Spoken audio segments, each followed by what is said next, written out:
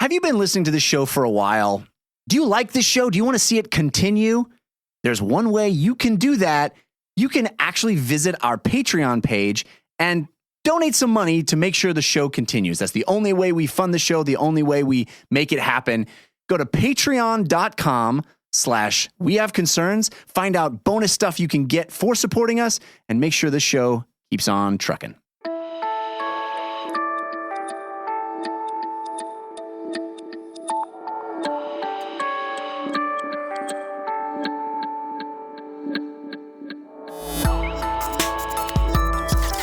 Boosters. That's who you are. That's your future. That's right. Gaze upon Yelp, ye mighty in despair.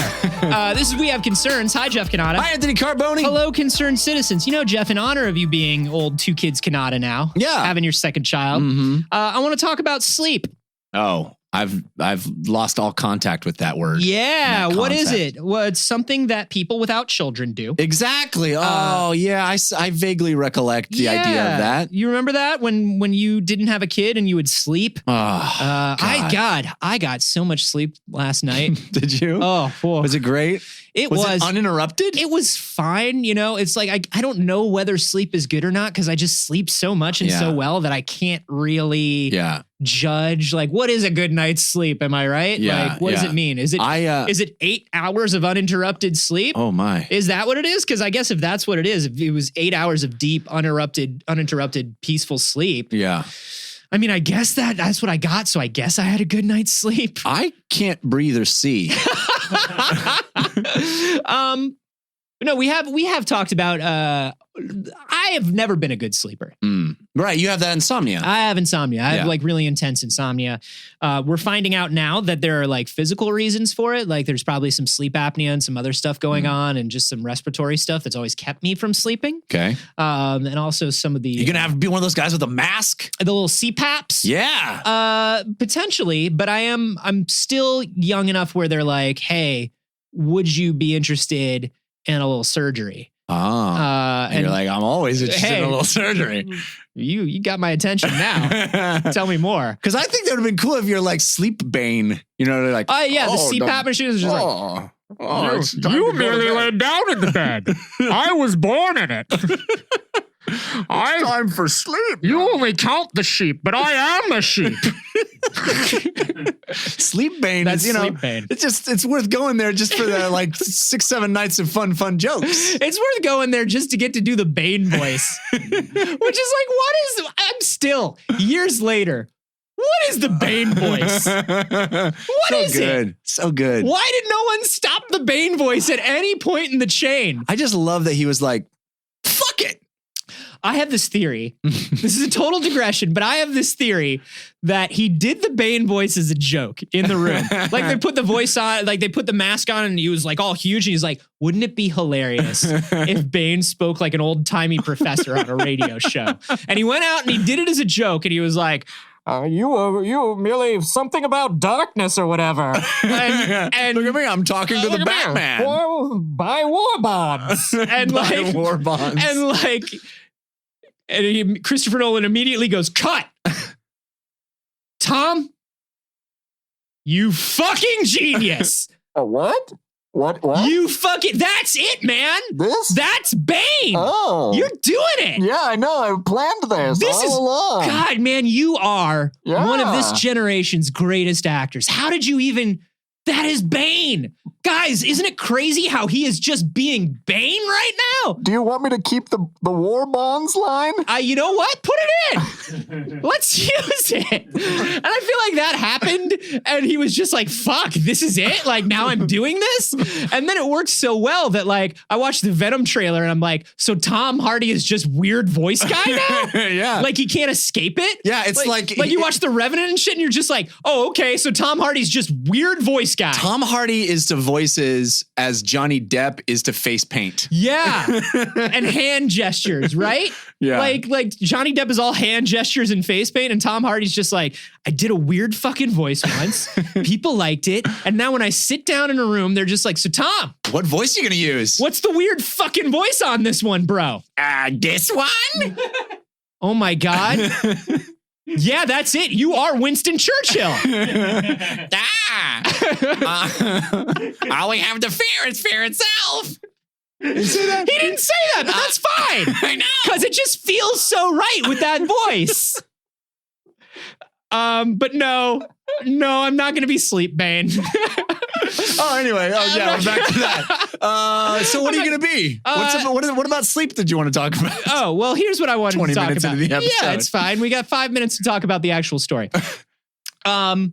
We know that sleep is linked to physical and mental health. Really, really closely linked. Right. People who lose even like an hour to 2 hours of sleep a night, it can really throw off health. We know that like Is this daylight how you're telling me I'm saving time. dying? Is this the whole point? Is this like Jeff, you've been dying since the day you were born, and now you're dying at a very rapid rate. Oh, God. But that has nothing to do with this story. okay? Your physical breakdown is just the march of time and has nothing to do with the news. Fair enough.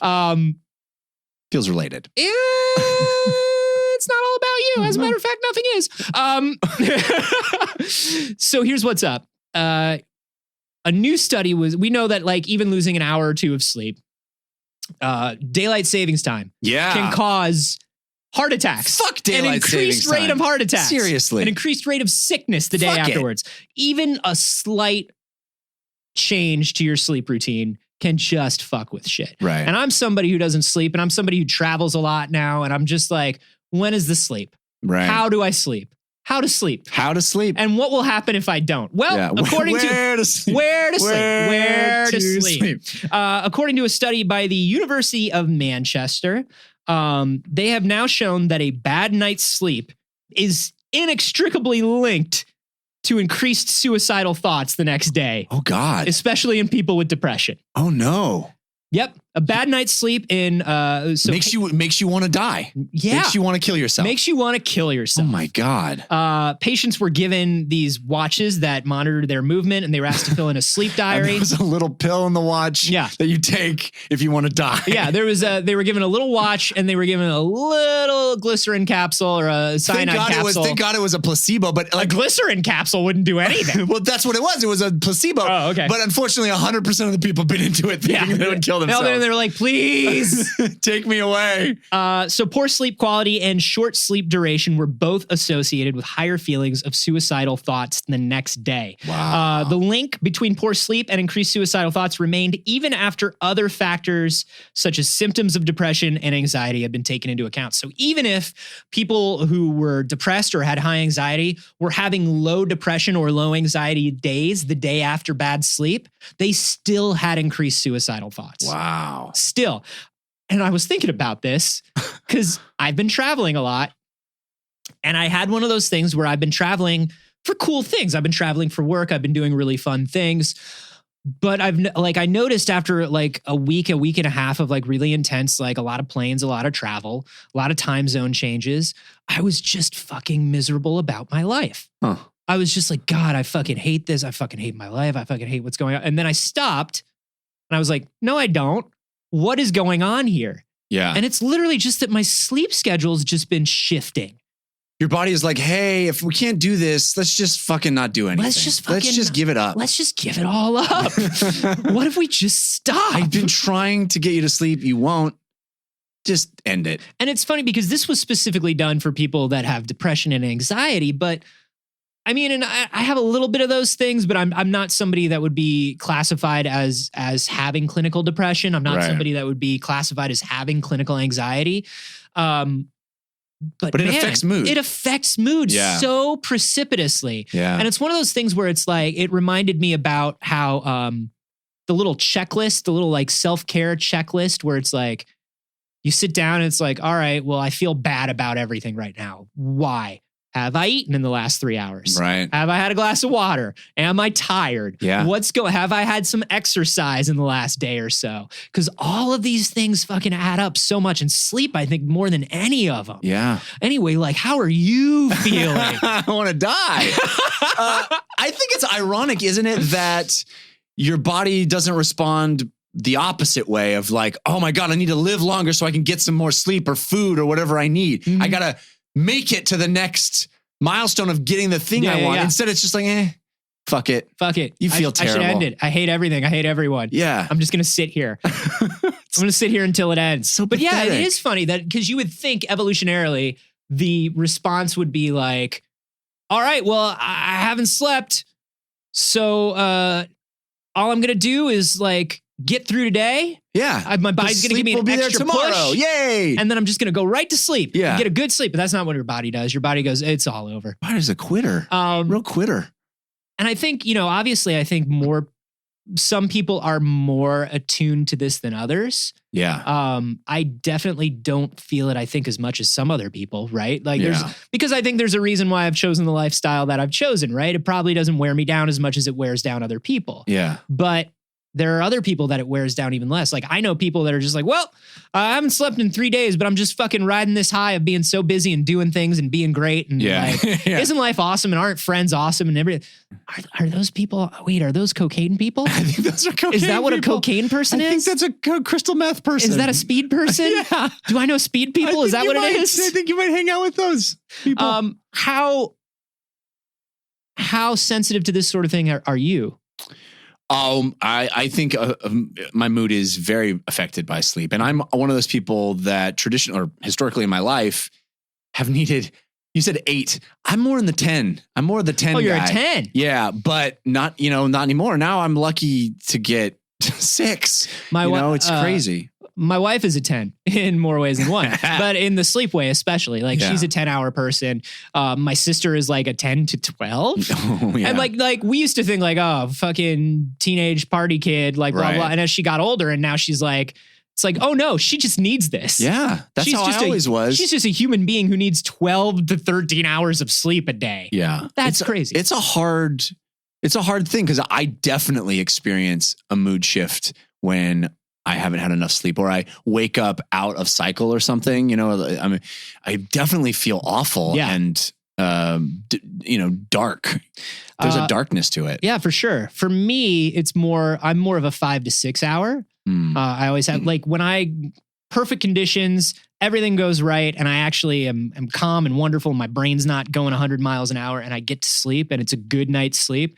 I'll wake up in 5 hours anyway. Yeah. And that's why the other thing that I think the flip side of this story is the idea of the standardized amount of sleep for people, right. which I think is very false. It's very individual, isn't it? Yeah, I think so. Because there are some people that will be like, they'll try to sleep like the 8 hours. There are people like me who will wake up after 5 hours and be like, no, I'm supposed to get 8. Yeah. And they'll try to like sleep for the next 3 and it'll fuck up their bodies because it's too much sleep. Yeah. And I think we're kind of moving beyond these points of there's a standardized amount of everything for everyone. Generalized advice, and it's got to be more specific. Yeah, well, it's like nutritional advice, right? Like like going from the 4 food groups to the food pyramid to the recommended daily allowance of everything. Sure, yeah. And it's not the same for everyone. And then like now we are so good at medical science where like you can go in, get a blood test done, and your doctor's like, you